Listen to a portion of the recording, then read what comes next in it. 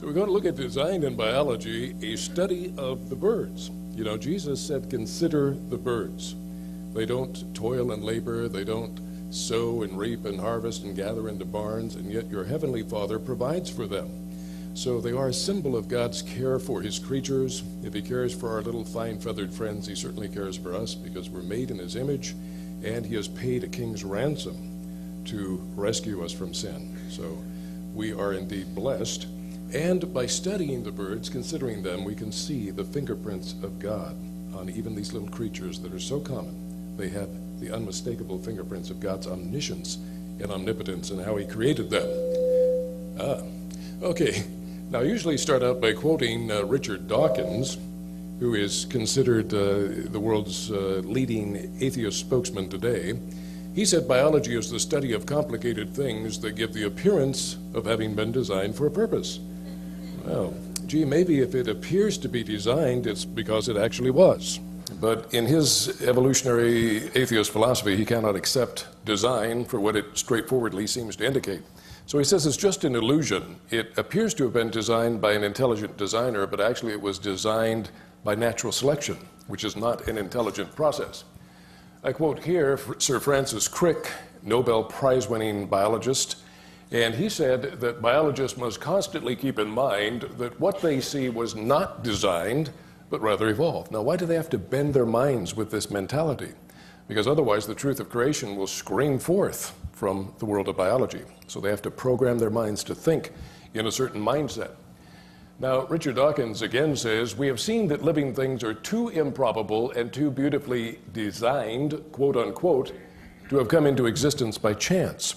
So he says, even the apparent design, the illusion of design, is still so complicated it could not happen by chance alone. Oh good, well then we need a creator. Oh no, we need a substitute creator who is not intelligent, because he doesn't want an intelligent creator. He might be accountable to that kind of a creator. Yeah, he'd rather have an unintelligent process known as natural selection.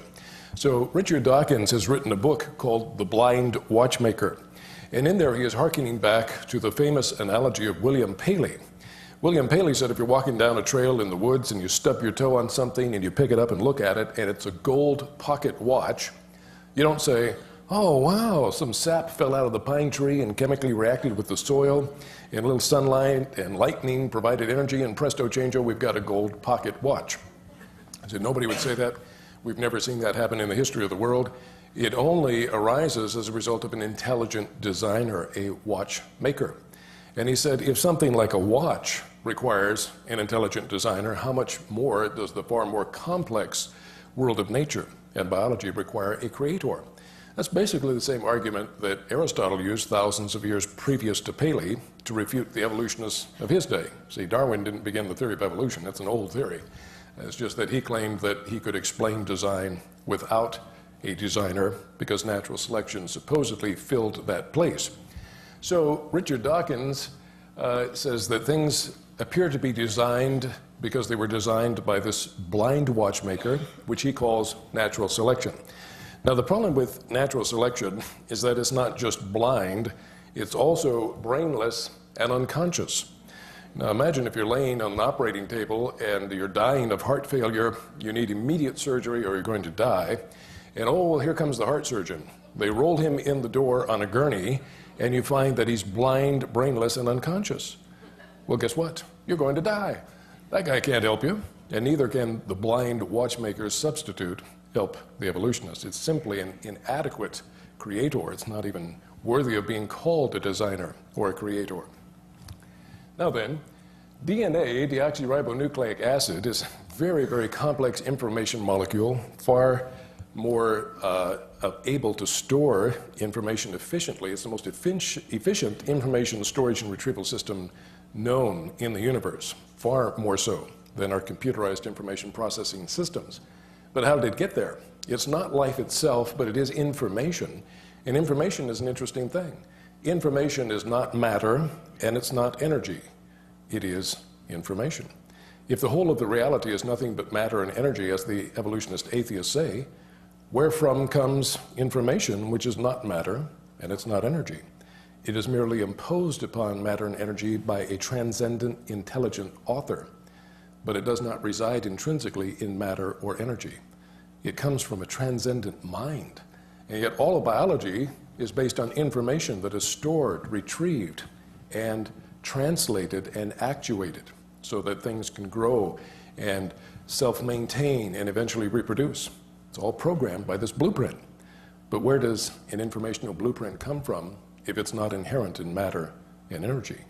There must be a transcendent mind, an intelligent creator. Now, DNA is not life in and of itself. You need a whole lot more than that, but it's very essential. Yet a less than average sized DNA molecule of only 1,000 nucleotide units, average size would be more like around 1,200, to get that by chance with the right bonds, with the right three-dimensional configuration, excuse me, of the atoms, excluding the non-biological components, non-biological compounds that would be in the environment. Conservative calculation, 1 chance in 10 to the power of 1,600. Number 1 with 1,600 zeros after it. Then you have to factor in the code. The nucleotides, the alphabet letters, so to speak, have to be in the right order, just like letters in a sentence, to carry proper information. You factor that, multiply it in, it's close to 10 to the power of 2,200. Now, to put that in perspective, the estimated number of protons, electrons, and neutrons in the entire observable universe is only about 10 to the 80th power. This number is 10 to the 2,200th power. So billions and trillions and quadrillions of universes having chance events taking place in all the atoms in all those universes for trillions times trillions of years literally would not put any significant dent in that number. It could not be achieved with all that time and all that effort with trillions and trillions of universes cooperating by chance. You can do it by intelligent design pretty quick. That we can do. Putting together a whole cell from scratch, completely beyond our technological capability, even in the 21st century. But things like this can be done rather rapidly in the laboratory today by intelligent design. Trillions and trillions of universes, trillions of years of time would not suffice to do it by chance. That's a fact of mathematics now that we know the true complexity of life at the molecular level, which Darwin did not know in the ignorance that prevailed in the middle of the 1800s when he proposed his theory. His theory really got away with a lot because we're so ignorant about how complex life really is. But we're not ignorant anymore. But Dawkins, he claims that mutations and natural selection, the substitute designer, the blind watchmaker, can account for this. Now, mutation simply means change.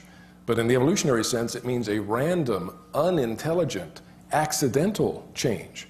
There cannot be any intelligent guidance. No, that's not allowed. Now, you don't have to live long in this life before you realize that a series of blind, random accidents never makes things better. It just doesn't work that way. Any engineer will tell you, we don't leave anything up to chance. We force things to happen. So many things can go wrong. We have to constantly control and take appraisal and make things happen. If you don't do anything, it goes to pot. Yeah, we live in a cursed world, a bondage of corruption and decay. Left to themselves, left to time, chance, natural laws, and accidents, things go downhill. They don't get better. Well, evolution says the opposite, which is very unscientific because everything we can observe is what science is all about, says it doesn't. Now then, here we have a sentence frequently used in typing practice because it contains all 26 letters of the English language. The quick brown fox jumped over the lazy dogs. You remember in high school or even college typing this as a drill over and over to learn the basic keyboard.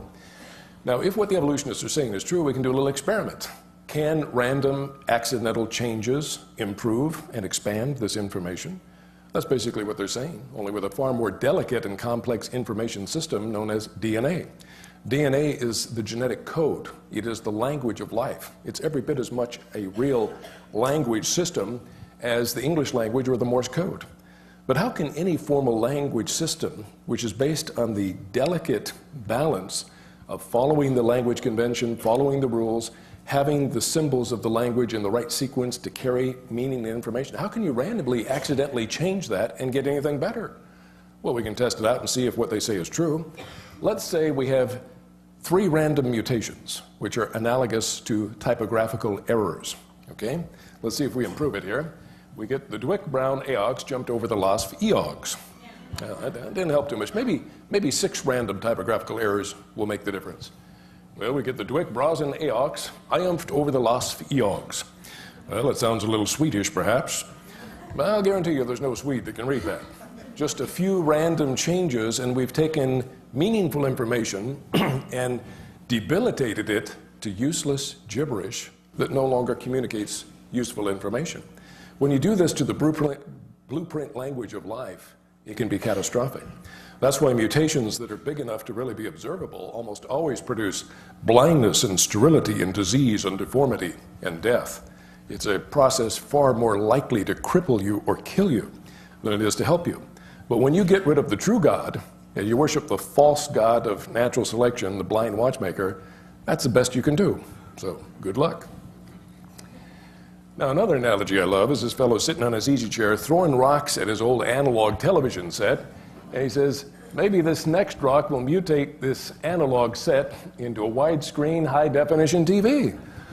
Well, that's about as much hope for that as it is for mutations to improve the genetic code. Really, it's the same problem. You're damaging old parts.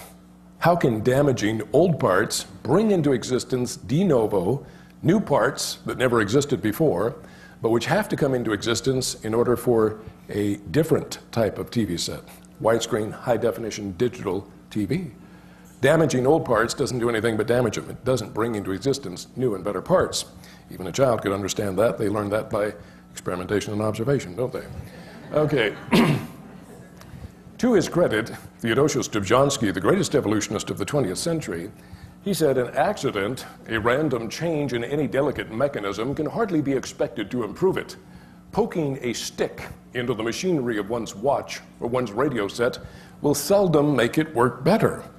Well, indeed, if the design is an optimal design, any deviation from that proper design will make it work less well or not at all.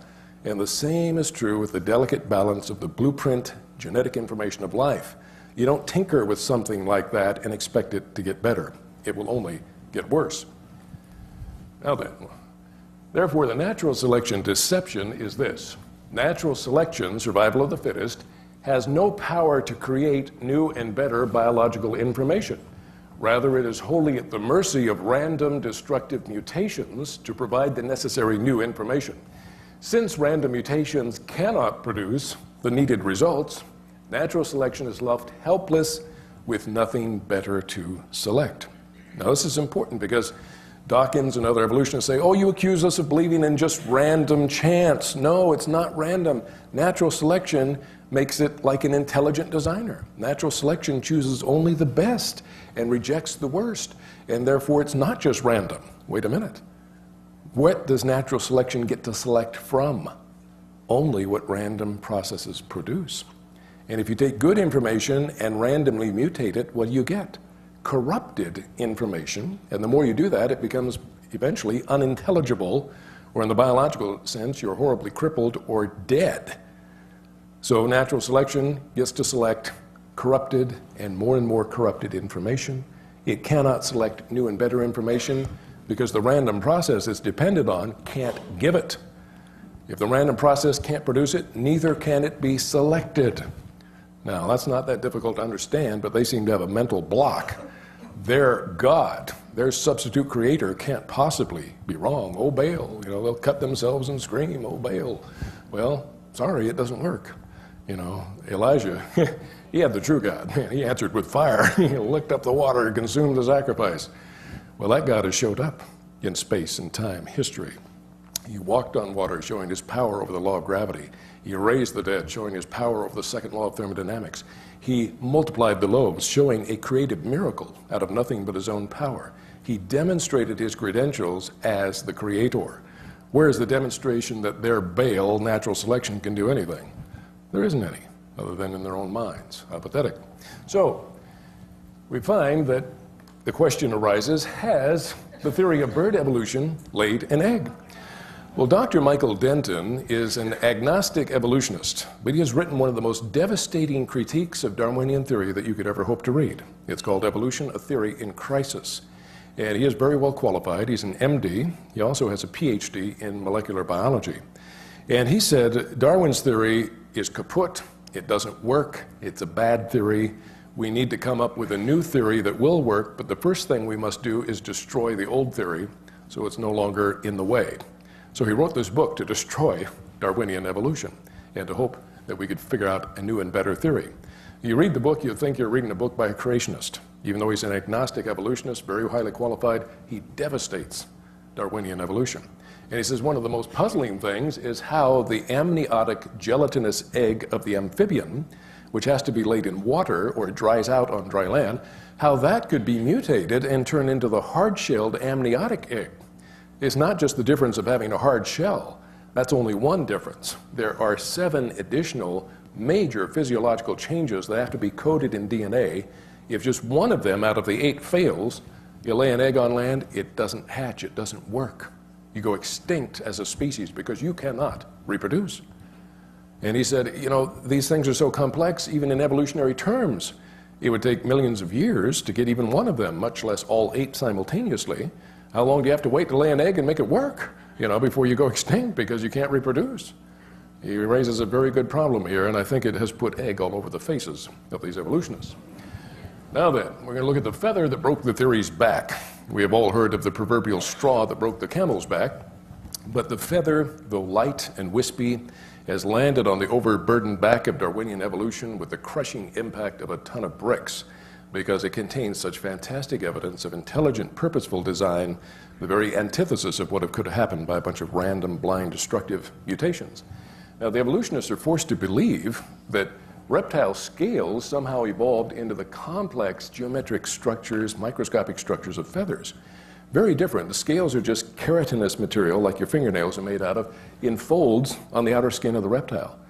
Whereas feathers grow from under the skin, not just on the surface, in a follicle like hair, except when they grow out, they diverge into amazingly complex microscopic geometric patterns, which are the necessary engineering for it to work the way it's supposed to work. Feathers actually represent a marvelous engineering solution to the problem of powered flight. You have to have something that's lightweight, yet impervious to air, so air can't flow through it, and yet resilient, so that if damage is done, it can be easily repaired. If a bird gets its feathers ruffled, it just pulls it through its beak, preens it, everything zips right back together. Why? Because microscopically, it's designed as a super zipper system. Isn't that amazing? All these microscopic parts, barbules, hooks, shaft, up to 1 million of them in a large flight feather in a large bird. I hardly think that randomly mutating the DNA for a reptile scale could come up with this marvelous design.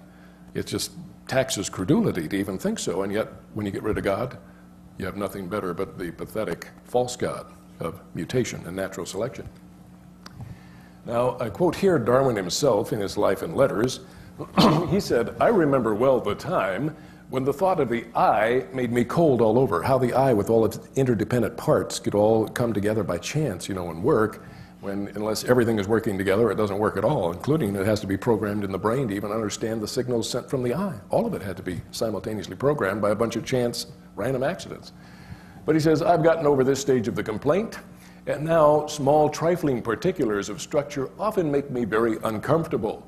The sight of a feather in a peacock's tail, whenever I gaze at it, makes me sick." Well, it would make me sick too, if I had to explain such exquisite beauty and function as a result of a bunch of blind, random, destructive accidents. Now here we have the western flicker, which is a woodpecker. And woodpeckers are amazing birds in that God has endowed them with many physiological and anatomical attributes to allow them to make a living as a flying jackhammer, which is no small feat, because if you are an ordinary bird and you try to play jackhammer, you will crack your bill and crush your skull and turn your brains into mush very quick. And that's not very good for survival value. And you need much more than that even to be successful as a woodpecker. Now, the woodpecker has very unique and different features from ordinary birds. For one thing, it has unusual tail feathers, short, much stiffer than normal. They actually buttress into the side of the tree trunk to give it a kind of a tripod stance so it can hammer into hardwood very effectively. They have unusual feet in that they have 2 toes forward and 2 toes in the rear, kind of a pincer design. Most birds, you'll notice, have 3 toes forward and 1 in the rear, which is great for perching and for walking. But when you need to move around on the outside of an old dead tree trunk with no bark, you need to pinch right into that wood, and they can move around with the utmost dexterity and never fall off because of their amazing feet. And it is an amazing feat that they can do that, if you'll pardon the pun. Anyway, They have a uniquely durable beak, much thicker than normal birds, sharpened like a chisel, and inside, the microscopic examination shows all kind of cross braces to give it strength and resiliency so it won't crack, it won't break under tremendous G-forces that it has to endure. Now, we know in physics that energy will transfer through a solid surface and transmit from the beak into the brain case, which will crack the skull and turn the brains into mush. So you have to have something there. Chance just has to provide a very special shock absorber in between the beak and the skull case. Even that is not sufficient in itself. The skull of the woodpecker has to be very unique, very robust, very much thicker than normal, having those cross braces to give it resiliency and strength, and it has an internal shock-absorbing lining to protect the brain. So you don't get brain contusions as you're hammering into wood hundreds of times a minute, exerting tremendous G-forces.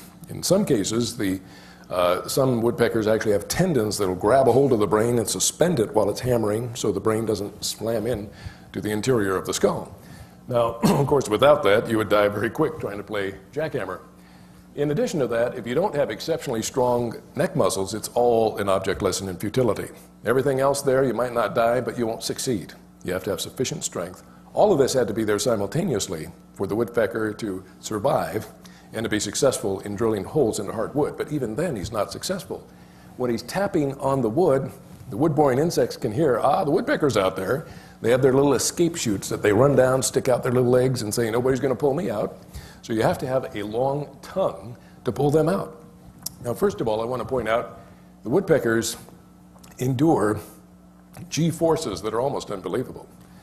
Up to 1,000 G's of force, hundreds of times per minute. Now, to put that in perspective, fighter pilots train very hard, they work out, they're very physically fit, but in dogfighting, if they're pulling a sustained turn at 9 or 10 G's, the blood will drain out of their head, they'll pass out and die after usually just several seconds. You can't do those maneuvers very long before it takes its toll.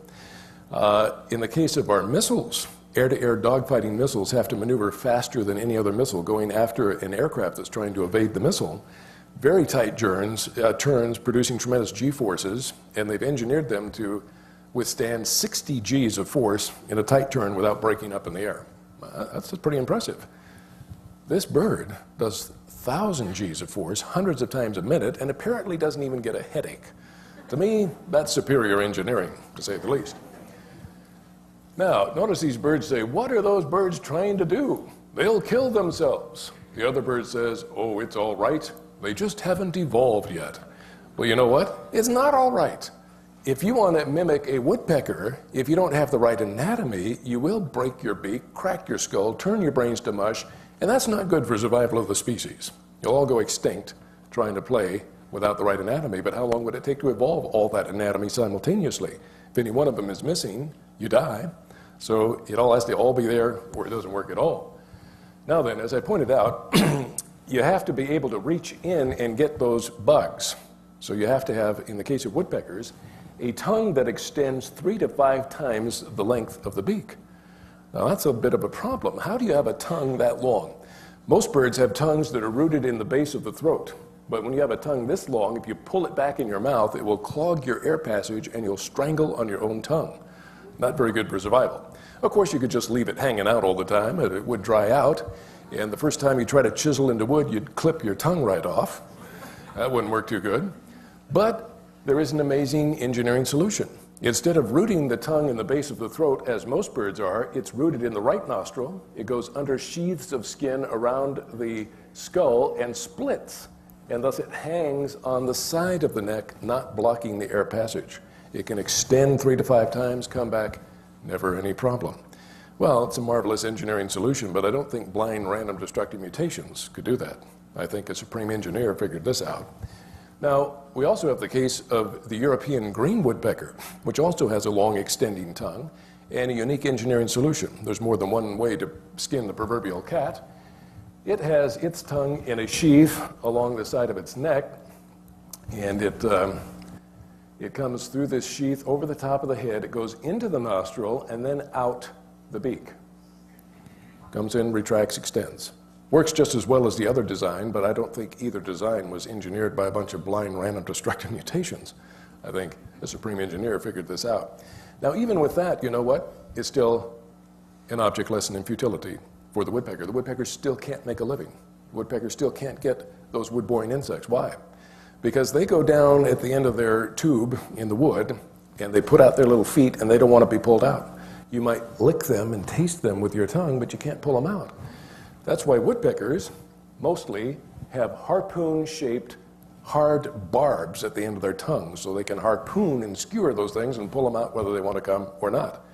However, in some woodpeckers, as we see on the far left, they don't have the harpoon. How in the world do they get the bugs out? Well, they just so happen to have glands on the end of their tongue that extrude a certain biological super glue. Now, if you've ever gotten super glue on your fingers and stuck together, you know it sets up real fast, and you're going to lose some skin if you don't have some solvent to get it released. So it sticks it in there, and all kinds of bugs get stuck to its tongue like super glue. They can't get off. Then it pulls all those bugs back and chokes on a mouthful of bugs because they're still stuck to its tongue. But it just so happens in that type of woodpecker that it also has glands in the beak that extrude a certain instant solvent for the biological superglue. So it releases perfectly, they swallow them, no problem at all. A little hard to believe blind random destructive mutations figured all that out. Now then, one prominent evolutionist at the editorial staff of a prestigious scientific magazine confided to the author, after examining the woodpecker's skull, quote, "There are certain anatomical features which just cannot be explained by gradual mutations over millions of years. Just between you and me, I have to get God into the act too sometimes. But it's just between you and me. Don't tell anybody. I don't want to lose my job, you know." Now, how many of you saw the documentary film Expelled, No Intelligence Allowed? Okay, excellent. Those of you who haven't, it's on YouTube. You can watch it for free. Just type in Expelled. It comes up with foreign subtitles, but the film itself is in English, so ignore the subtitles. You can watch it for free. Well worth your time. It really documents how today, if you say you believe in a creator, intelligent designer, you will be ostracized from the scientific community. Doesn't matter how many PhDs you have, doesn't matter how many rewards you have in the scientific community, you will commit the unpardonable sin if you dare say that evolution was insufficient, we need a creator. So that's what this guy's getting at. Between you and me, don't tell anybody else. I don't want to lose my job. What a sad state of affairs in a country founded by founding fathers who said it was an obvious fact. We hold these truths to be self-evident, that there's a creator. How do we fall so far from that self-evident truth? Well, I'll tell you how. The wrong people get in office, the wrong people get in education, and they start brainwashing everybody with a lie. The bigger the lie, the better, and the longer and the louder you hear it from cradle to grave, pretty soon everybody starts believing it. It's a sad state of affairs when you think about it. Now then, on the left we have the European starling. Now the European starling is an artificial import. Somebody got the bright idea back in the late 1800s that all the birds mentioned in the works of Shakespeare should be released in Central Park in New York, and they did that. Well, this is a very hardy bird, and within several decades, it had spread clear across North America. It likes to nest in holes. It does not, cracks, crevices, holes. It often will take over woodpecker nests. It'll actually kick the woodpeckers out. They're that tough, believe it or not, these starlings. They don't make regular nests. They like the holes. And so they live in the same area as woodpeckers, often displacing them out of their own holes, and yet they don't have any of the anatomy that the woodpecker uses to go after wood-boring insects. Which begs the question, why did this evolve in the first place? Why didn't all birds turn into woodpeckers if it was so important that you must have that anatomy to get at wood-boring insects? Obviously, in the case of the starling, we can see you don't need any of that. You survive just fine, even taking over territory from woodpeckers. So why did it evolve if it wasn't unnecessary? And how could it evolve? By blind random destructive mutations. I think the answer is it wasn't survival value, but a specifically ordained job by the Creator. God gave the woodpecker amazing physiology and anatomy to do a job no other bird can do, to go after wood-boring insects, even though it didn't need to in order to survive. Now we're going to look at a breathtaking proposal. Evolutionary propositions range from hair-raising to just amazing to breathtaking in this case, because they have to propose that the standard bellows-type lung, where you have the diaphragm compressing the lungs to exhale and pulling back to inflate them, and where the air goes through the same passage, in and out the same passage, That lung had to evolve into the avian lung, the bird lung, which is radically different, which is designed to be a supercharged lung system, allowing birds to fly well over 20,000 feet altitude, day and night, 24/7, for weeks on end, transoceanic. They never get tired. They never lose their breath. They don't have to worry about being, much less oxygen at high altitude. They have a radically different lung. Now, if the lungs fail, you die within minutes if you can't breathe. And yet this system had to be changed into the bird system. Now, one inherent difficulty with this system for birds, it wouldn't work very good for real high altitude flight because this is not as efficient as the bird system. In this lung, you can't fully expel all the air every time. There's always some stale oxygen-deprived air in your lungs. You can't fully exhale everything. So it's not as efficient as the birds. The birds have a marvelous multiple air pump circulatory system.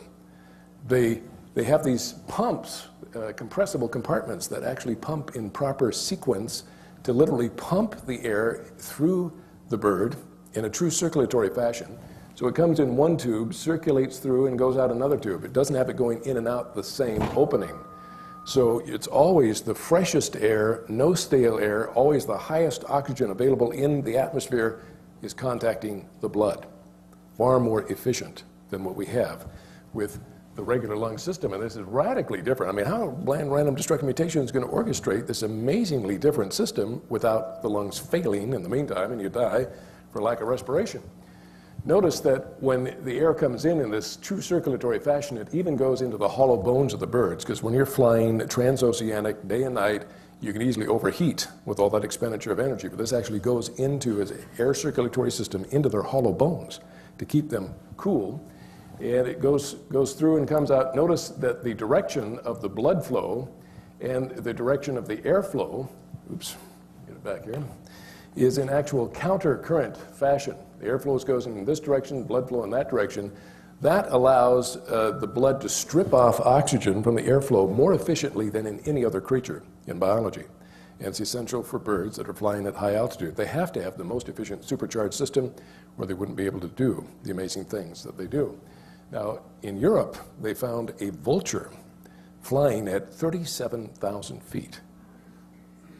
No problem. It has the lungs to handle that altitude, that lack of oxygen. Put you up there at 37,000 feet, you're dead within minutes. Your lungs are not efficient enough. But with this amazing system, it works for the birds. Now we're going to look at bird migration, a navigational nightmare for evolution, because we know now that birds don't teach their offspring how to migrate. It's innate. In other words, it's programmed in the DNA that's already in the egg, and in many cases we can prove that the parents abandon their offspring while they're still fledglings, while they aren't mature enough, don't have enough body fat to make a long migration. They just take off and leave them. And unless those little birds have innately programmed in their DNA all this navigational capability, a kind of biological GPS, they wouldn't make it. But it's already there. Somebody put it there. I don't think blind random destructive mutations did it. Now, in the case here, we have some of the large migratory patterns of birds that travel many thousands of miles, the longest one being this red, from the Arctic region in the north to the Arctic region in the south and back in 1 year, almost 50,000 miles. And that's done by the amazing Arctic tern, which is a beautiful looking bird, very graceful, very aerodynamic. It looks like it's a long distance traveler.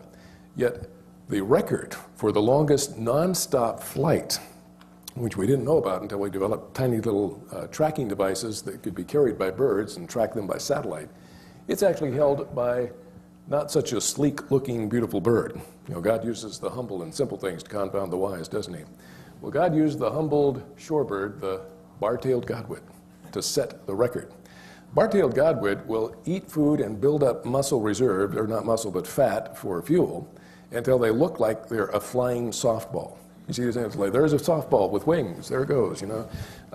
And the reason is because we have now proven with satellite tracking, they fly nonstop from New Zealand, clear down here, all the way up to the Korean Peninsula and even mainland China. About 10,000 kilometers nonstop. Few aircraft could do that without in-flight refueling. But these little birds have been doing it for thousands of years. Later they found out it's even longer than that because some of them migrate from western Alaska, clear up here, all the way down to New Zealand, about 12,000 kilometers nonstop. the enormous efficiency of their metabolism and those very special supercharged lungs are the key to making that possible. In the case of the birds, they're actually designed so that the harder they beat their wings, the more it compresses these air sacs that cause the circulation of air through their bodies. And in other words, the more energy they expend, the harder they work, the easier it is for them to breathe and to convert to energy. Whereas with us, it's kind of the opposite. The harder you run, the harder you work, the more you got to stop and catch your breath. And if you don't get enough oxygen, you have to stop. You get leg cramps, lactic acid builds up, all these problems. The birds are immune to that. They have to be, or they wouldn't be able to fly transoceanic. You know, what if, oh, I got to stop and catch my breath in the middle of the ocean?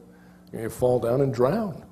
So it is necessary, and it's not something that we can wait for time and chance to gradually perfect. If it doesn't work the first time you try to fly across the ocean, the whole species goes extinct. Now, the lesser white-throated warbler, it is indigenous to Europe, especially Germany, and it likes to migrate south in the winter. Usually birds will fly south for better weather, and especially because there's more food available where there's better weather. So they want to get out of a harsh environment of winter like Europe is. And they fly all the way from Germany clear down to near the headwaters of the Nile at Lake Victoria, deep in the heart of Africa, thousands of miles away. But these birds leave their young when they're just little fledglings. Take off and leave them. You know, weeks later, they're finally mature enough, have enough body fat that they can take off, but their parents aren't there to guide them. You know, when their parents took off, maybe they turned left, maybe they turned right. You know, where did they go? Well, it's no problem because their DNA has programmed them with a biological GPS system where they fly for the first time in their lives over thousands of miles of unknown sea and land in the very same tree and go right to the same hole where their parents are thousands of miles away. How do they do that? Well, we'll look at that. Here we have the Manx shearwater, another master navigator. These like to migrate from their home burrows in Wales, in the British Isles, and they fly transatlantic nonstop to South America for the winter. So that's quite a long, thousands of mile expenditure, no problem.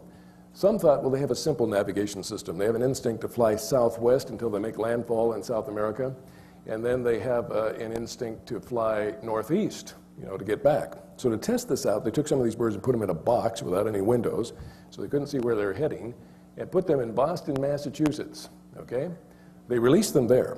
Now, if they just had a simple instinct to fly, you know, northeast to get back home, they would have flown all the way from Boston, maybe up to northern Greenland there. But that's not what happened. They knew exactly where they were. They took the most efficient route to get back to their home burrows in Wales. You just can't fool these creatures. They know where they are. You can't trick them. Now, the black-polled warbler, it spends its summer in Alaska, which in the summer is not so bad, but it wants to get out of Alaska for the winter, and that's understandable. And so it first flies transcontinental all the way from Alaska to the eastern seaboard near the U.S.-Canada border. Then it stops. Now, it eventually wants to go down to South America, okay, right down here. But it stops and gorges on food to build up body fat because it knows it has to fly across the ocean and there isn't any land to stomp on. If it goes in the water, it'll drown.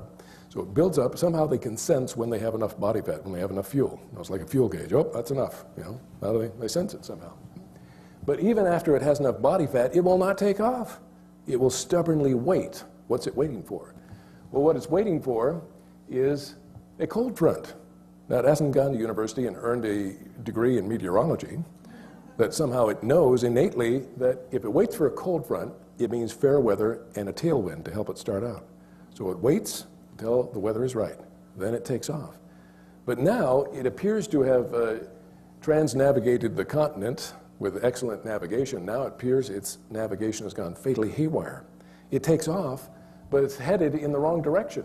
It's actually headed toward Africa instead of South America. It does not have enough fuel to make it to Africa. Even if it did, it would end up in the Sahara Desert where there's no food and no water, and it would die. They'd all go extinct. The whole species goes extinct because of navigational malfunction. But it gets worse. This bird heading in the wrong direction beats its little wings and beats its little wings and climbs and climbs and climbs, expending all kinds of energy until it gets up to 20,000 feet altitude, where there's only half the oxygen that there is at sea level. And even with their efficient lungs, they're just not as efficient as that altitude, and they're heading the wrong direction. So, by all rights, it should run out of fuel, plummet down to the ocean, and perish in the North Atlantic. But it just so happens, even though, again, it did not get a degree in meteorology. It somehow knows that only at 20,000 foot altitude there is a prevailing wind with a southwesterly drift that provides the tailwind push and extra energy to push it very efficiently right down to South America. In fact, believe it or not, this roundabout navigation is actually more efficient than just flying due south. But how did it know? These birds don't have anybody teaching them. It's programmed in their DNA. How does it know it has to wait for a weather front? How do it know it's okay to expend that energy and climb to 20,000 feet? How does it know that there's a prevailing wind only at 20,000 feet? In this epic journey over the trackless ocean it's never navigated before, it's guided by nothing but programming in its DNA. How did that get there? The hand of God, yes, not random mutations. Long-tailed cuckoo. The long-tailed cuckoo is not a cuckoo when it comes to navigation. It's a master navigator. It pulls off a stupendous feat of navigation. It goes from New Zealand here, 4,000 miles nonstop to a tiny little Micronesian island. Micronesia means micro-sized islands. And that is an amazing feat.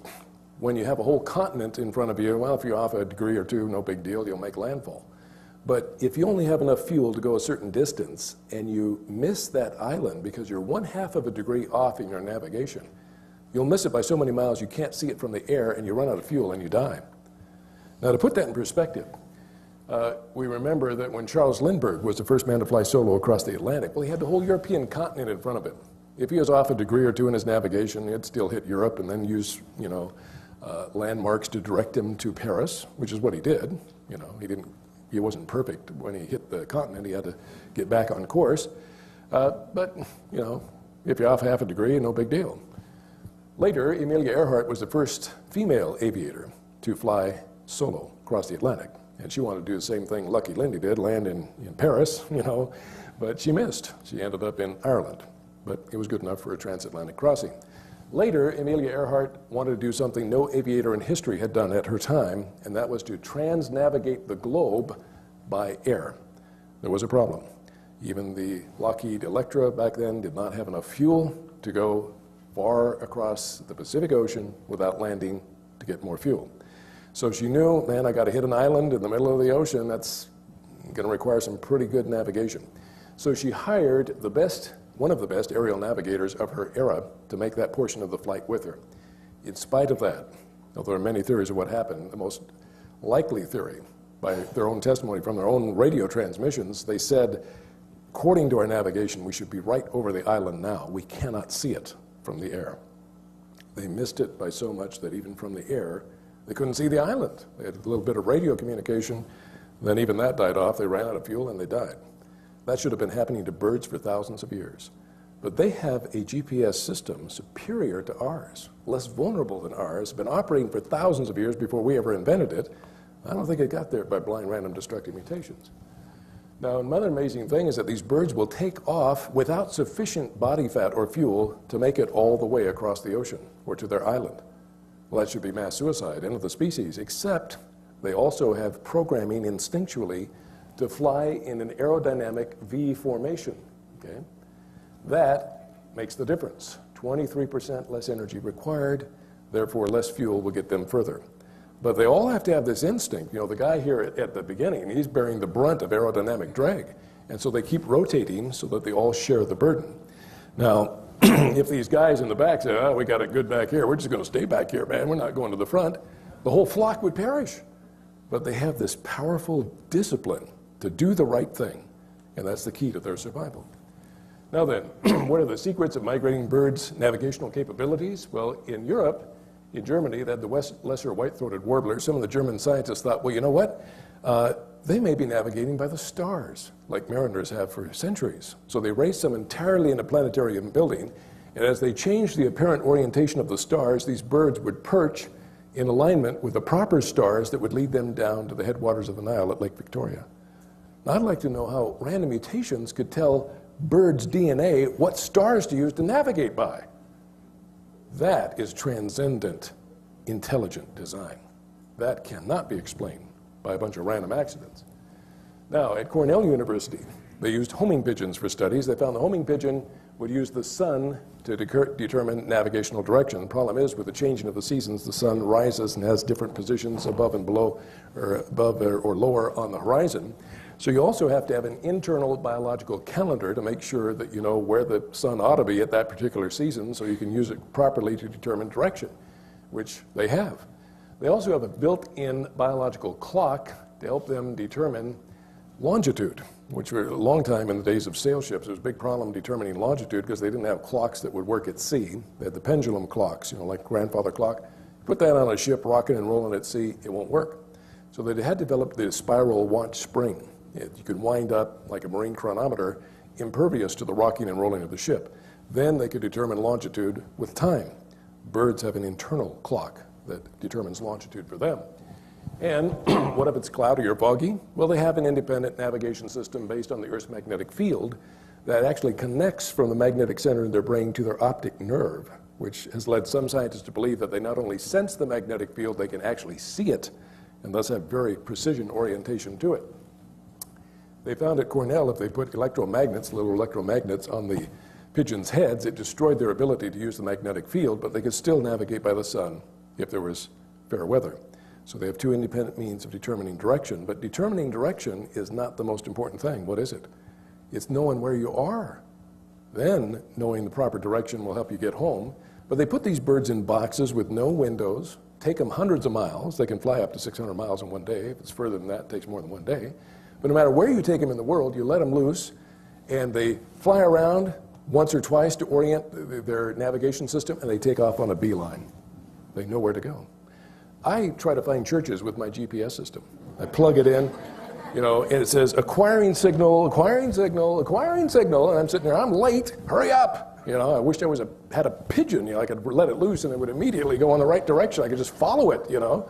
But it's doggone GPS, half the time you have to wait there and the thing just, you can't acquire the signal, you know. Can you hear me now? No. Okay, so, all right. So the biggest thing that the evolutionists have to explain is how the birds have programmed in their DNA a literal map of the Earth and some system that says you are here on the map, no matter where you take them, they know. We know how GPS does that with a constellation of satellites. How in the world do they do that? Nobody knows. But it's been in existence for thousands of years. It is more reliable than ours, not just because it works faster, but because it can't be taken out. One of the big problems with GPS is it's a military weapon, and our enemies say, you know, if we can hit some of their GPS satellites with missiles, which some of our enemies are capable of doing that, takes down GPS. What if they hit them with a laser or other ray weapons? Take them down. What if there's a big solar flare? Knocks them out. What if there's just a master computer glitch? GPS doesn't work. Well, guess what? If any of that happens, it won't affect the birds one bit. God gave them a superior, reliable GPS system, which I wish we had, but only God can do that. Now then, to put this in perspective, you might ask yourself the question, how well could you navigate if you were treated like one of these birds? They put you in a box, no windows, they take you somewhere in the world, in some ocean and some island, you don't know where. They let you out of the box and say you could fly like a bird, but you have limited fuel. If you don't take the most efficient route over the ocean, you will run out of fuel and drown. Well, that's pretty high stakes. Well, you remember, when I was a Boy Scout, they taught me the sun rises in the east and sets in the west. So if the sun's out, I can determine north, south, east, and west. At night, I know where Polaris, the North Star, is, so that's good. But the next morning, it's cloudy and foggy. Oh, no, what am I going to do? I can't take off. I don't know where to go. But then you remember, by golly, thank you, Jesus, last time I ate my box of Cracker Jacks, I remembered to keep the little magnetic compass I got, you know, and so I can determine even if it's cloudy or foggy, north, south, east, and west. So I'm ready to take off, and all of a sudden it dawns on you, it doesn't matter that I can determine north, south, east, and west. I don't know where I am on the map, and that determines entirely what direction is the right direction to go to get home. And I got to take the most efficient route or I die. Life and death decisions, these birds do all the time, and they don't fail. Because unlike us, they have a biological GPS system. We have to rely on man's very unreliable system. They've been doing it for thousands of years, and it was not the product of random accidents and natural selection. So, in essence, the evolutionists have to explain how random mutations and natural selections put in a bird egg pre-programmed precision GPS navigation. I don't think they have anything approaching a reasonable answer, It wasn't by random mutations, it certainly was by divine design. Now, recognizing design, is there a double standard? Yeah. Certain things the evolutionists have no problem at all admitting is intelligent design, such as the Tomahawk cruise missile. Oh, we're proud, man. Our computer expertise and our aerodynamic expertise was all put in to make this thing work. It's just marvelous. Yeah, product of intelligent design. But how does it compare to something like a bird, like the long-tailed cuckoo? First of all, we can ask, which is more complex? Well, anybody who knows anything about the world of biology knows that any biological creature, including one-celled bacteria, are far more complex than any machine man has ever dreamed of creating. To put it in simple terms, it can do something none of our machines can do: autonomous self-replication. We would love to be able to make machines that could get together with other machines and have baby machines and just populate. Boy, it would save us a lot of time, effort, and money. But it takes enormous information science and complexity to pull that off. And there is nothing in the world of human machinery and technology capable of doing that feat, yet the tiniest single cell can do it. And birds, of course, can do it. I mean, it'd be nice if we could get Mama and Daddy cruise missile. And they'd get together and have baby cruise missiles that would grow up to adult cruise missiles and have their own babies, and my golly, we won't have to spend millions of dollars a piece for cruise missiles because we, just start raising cruise missiles. Well, we would love to do that, but we can't. Only things made by God can auto-reproduce. It has his fingerprints all over it. The bird is therefore far more complex than any human machine. Secondly, which is more capable? Well, a cruise missile can usually only do about 1,200, maybe 1,500 miles at the best in distance. By GPS, hit a target within about 30 feet, which is usually close enough. These birds, the long-tailed cuckoo, remember, goes 4,000 miles nonstop, much greater range, can hit the same tree in the same hole where its parents were. That's even closer. Remember the bar-tailed godwit? 12,000 kilometers. Much greater range, much greater efficiency. It is more capable. But now, the $64 million question: which was designed and which happened by chance? Well, sadly, our scientists, our professors, are blinded and programmed to say, this is a product of intelligent design, and boy, we're proud of it. But this thing here, far more complex, far more capable, a bunch of blind, random, destructive accidents put that together. It taxes credulity, the blindness. It is sad. God surely does turn over to a reprobate mind those who reject obvious truth. And they indulge in some kind of weird mental insanity, where in some cases like this, they can properly discern that the cruise missile is a product of intelligent design, but this far more capable, far more complex thing is not. How can they justify that? It's God's judgment on them. He blinds the minds of those. Satan blinds their minds because they were willfully blind, and God seals them with what? A judgment. Because they love not the truth and have their pleasure in unrighteousness, God shall send them a strong delusion that they should believe the lie, that they might all be condemned who love not the truth, but have their pleasure in unrighteousness. In conclusion, we look at Darwin's confession in his famous book, The Origin of Species. He said, if it could be demonstrated that any complex organ existed, which could not possibly have been formed by numerous successive slight modifications, my theory would absolutely break down. Well, I think we have some examples of that with the birds, don't we? The bird egg, the bird lung system, the navigation system. If it's not perfect and working, they die. Also, concerning instincts, of which the navigational instincts are truly amazing, Darwin said, many instincts are so wonderful that their development will probably appear to the reader a difficulty sufficient to overthrow my whole theory. Amen, Brother Charlie. I'd agree. It does overthrow the theory. And when we look at the fact that birds have to have this complexity, it's not just window dressing. You don't have that right anatomy in total, you will kill yourself trying to play jackhammer. If you don't have all the right 8 features different between the amniotic egg and the gelatinous amphibian egg, you can't reproduce. It's the end of the species. If you don't have the right lung system, you dare try to fly at high altitude, you will pass out and die from lack of oxygen. And if you try to transnavigate oceans without the proper navigation system, you will die. It's not like, well, we get a little bit here, a little bit there over millions of years, finally it's perfect. It's either perfect right off the bat or you're dead. And only one thing can explain that: supernatural creation by God. So in conclusion, I quote Romans chapter 1, verse 20, where the Apostle Paul, under the inspiration of the Holy Spirit, said, ever since the creation of the world, his invisible nature and attributes, that is, his eternal power and divinity, have been made intelligible and clearly discernible in and through the things that have been made, his handiworks. Today we've looked at just one of his handiworks, our fine feathered friends, the birds. And we see his omniscient, omnipotent fingerprints all over these little feathered creatures. They may be common, they may seem mundane, but when you look at what hides underneath those feathers, or even at the feathers, we see the masterpiece of God's creation. You know, you can only explain a masterpiece by a master artist, a master engineer. And that's what we see here. So they are without excuse, altogether without any defense or justification. The scripture teaches that God's judgment is proportional and it's fair. God will not judge anybody worse than what they deserve, nor will he judge them less than what they deserve.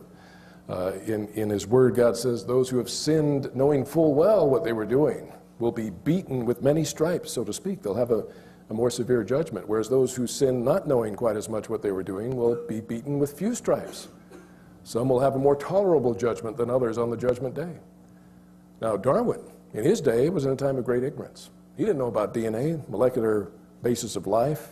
He didn't know about birds and their marvelous navigation and amazing lung systems and all this. It was not known in his day.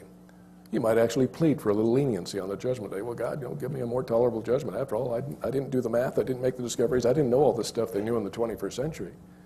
Well, he knew plenty that he did reject, which he certainly will be held accountable for. But what will the scientists today say? Oh, Lord, be lenient after all. We didn't know. We didn't make the discoveries. We didn't have the facts. We didn't know the math. They know more than any generation of scientists has ever known in history. And yet they wickedly, deliberately, stubbornly turn a blind eye and a deaf ear to the truth. And worse than that, they try to lead our children on the road to eternal ruin. And Jesus said, if you mislead these little ones, you offend them. Better to have a millstone hung around your neck and be drowned in the depths of the sea. I pray they'll come to their senses, because I wouldn't want to be in their shoes on the judgment day. All they have to do is look up at the stars, look up at the birds. I hope that when they do, it will dawn on them, this did not happen by chance. There is a creator who cares for the birds. There's a creator who cares for me. I'm not a product of chance. I have infinite value, being made in the image of God. A king's ransom was paid for me because I'm actually worth it. God's not a fool. He wouldn't pay a king's ransom for people that weren't worth it. He gave us infinite intrinsic value when he made us in his image, something no other creature in the universe can lay claim to, not even the angels. We are a trinity, spirit, soul, and body. The angels just have spirits and souls. A spirit has not flesh and blood, as I have, Jesus said at his resurrection. We are the unique creatures who will have the closest relationship to God. Angels may be close in their friendship of God, as servants of God. They have a phileo love, a brotherly love. We will have the intimate love. We will be the children. We will be the bride of Christ. The closest, most intimate relationship. Why? Because God made us in his image. We didn't evolve. And because of that, he didn't blink at paying the king's ransom for us. For the joy that was set before him, he endured the cross, despising the shame, because he knew the reward was worth it. You're worth it. What an opposite message from evolution. You're not worth anything. You came from nothing. Your purpose is nothing. When you die, there's nothing but oblivion. You're just a big nothing. I tell you, that's a lie from the devil. He comes to kill and steal and destroy, and the best way he can do that is tell you, you're nothing. You're worth nothing. You have nothing. Your purpose here is nothing. When you die, there's nothing. Might as well blow your brains out. You're really nothing. God says you're worth everything for eternity. That's the good news. And if they'll just even look at the birds, they'd come to the conclusion, there must be a God who cares for these birds. He must care for me. That's what Jesus said.